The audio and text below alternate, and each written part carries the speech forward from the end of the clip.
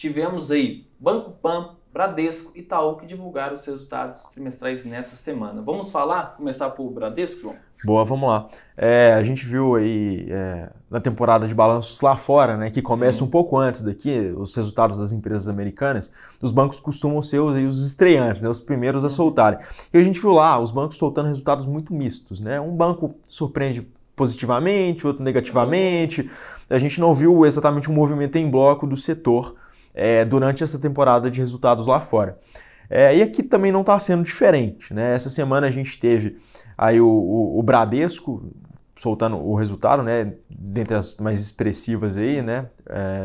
O Bradesco soltou um resultado que acabou decepcionando um pouco o mercado. A gente sabe que quando você vê às vezes uma manchete, lucro de 26 bilhões no trimestre, você fala, caramba, como isso pode ser ruim, né?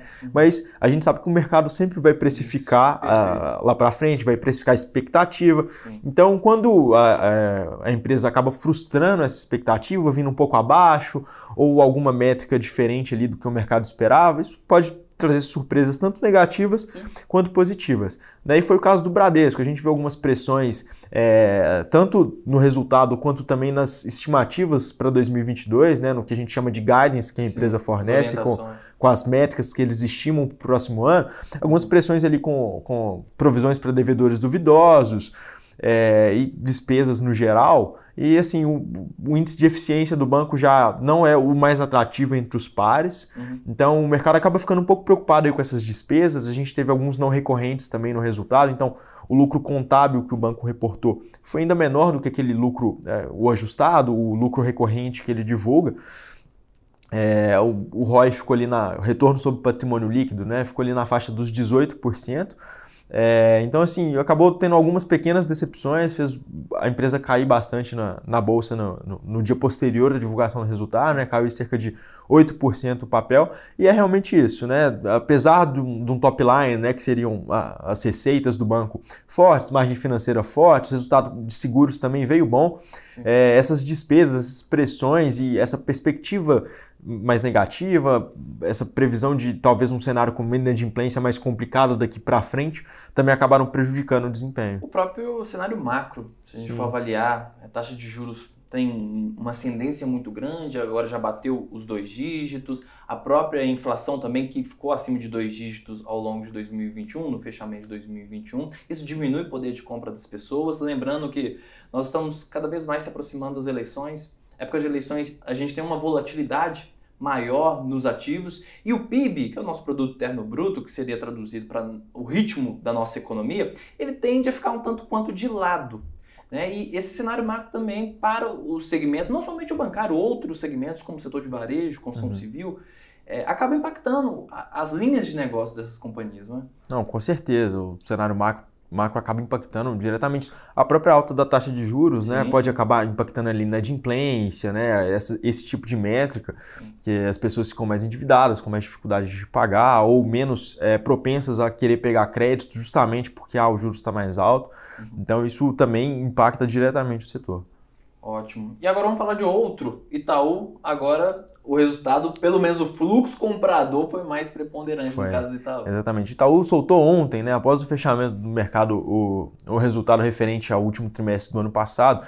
E até para dar uma prévia para a gente esperar como é que a ação ia abrir aqui hoje, né? As ADRs do banco, que são os recibos das ações do Itaú negociadas no mercado americano, depois da divulgação dos resultados passaram a subir lá 5%, e até em linha com o que o banco abriu aqui hoje, né? O Itaú também abriu o pregão hoje subindo aí cerca de 5%, chegou a bater 7%, depois voltou um pouquinho, né? Agora a gente não sabe exatamente a cotação, mas o resultado de Itaú, na verdade, foi o contrário um pouco, né? Enquanto o Bradesco apresentou algumas surpresas negativas, decepções em relação ao que era esperado, e Itaú foi o contrário. Itaú acabou superando e batendo as expectativas, os consensos de mercado. O próprio guidance dele, eles bateram, né? Então, assim, lucro líquido muito bom, as margens muito boas, o posicionamento do banco ao longo do ano também foi muito bom com relação ao mix de produtos que eles ofereciam, né? Começaram o ano com foco ali em produtos que tinham algum tipo de garantia, né, como a imobiliária, garantia com veículo, e depois passaram para o crédito puro, né, assim, sem garantias, que, querendo ou não, tem apesar de um risco maior, tem um spread maior também. Então, isso num cenário de inadimplência controlada é muito bom e acabou beneficiando muito bem os resultados do banco no trimestre. A gente viu também o ROI, né, voltando, o ROI que foi bem impactado aí pela pandemia. ROI, novamente, o retorno sobre o patrimônio líquido, né, o lucro líquido dividido pelo patrimônio líquido médio do banco no período. Voltando ali para a faixa dos 20%, né, que é até um número emblemático ali, o ROI do Itaú acima de 20%, o mercado fica sempre de olho.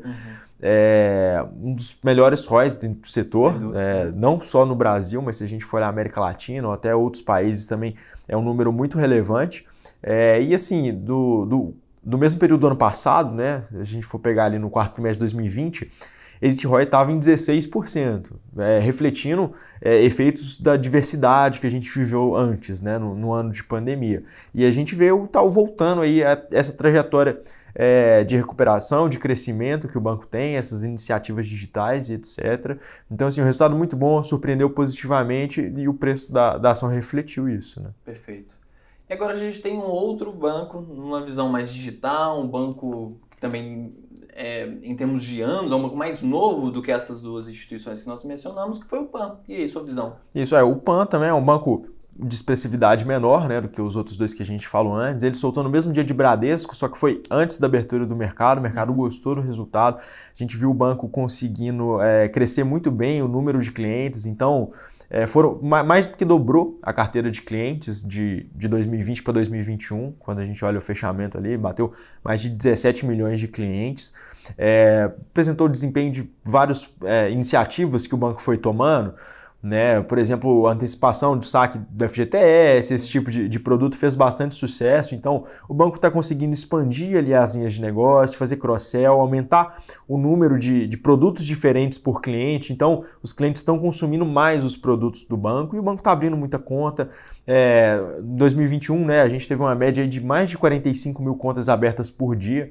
Então, é um número bem expressivo e isso, o mais impressionante é como que o banco também conseguiu, né, ao longo do ano, reduzir o custo de aquisição desses clientes. Então, ele precisou investir menos para conseguir mais clientes ainda. Então, foi um resultado bom, o mercado gostou bastante dos resultados de PAN e a gente também acha que assim, tem espaço para continuar essas iniciativas. E é claro, a gente tem aí o grande fator aí, que é a expectativa que a gente tem, o mercado tem, o banco tem, da aprovação do CAD, né, da combinação aí com a Mosaico, que vai gerar novos negócios para o banco, pode capturar bastante sinergia, destravar bastante valor ao longo dos próximos trimestres, anos. Isso deve acontecer, né? As perspectivas são de que nesse primeiro semestre de 2022 essa aprovação saia. Lembrando que a Mosaico é a empresa que controla sites como Zoom, Bom de Faro, né, João? Então, assim, a gente viu um ganho de sinergia muito grande para a iniciativa do banco em principalmente acessar novos compradores e fornecer crédito para eles, se for o caso. Isso, com certeza. É um enorme gerador de lead. Esses sites têm um fluxo muito grande de pessoas querendo comprar, às vezes precisando de um cartão de crédito para comprar online. Então, é um grande potencial gerador de novos clientes, novos negócios para o banco.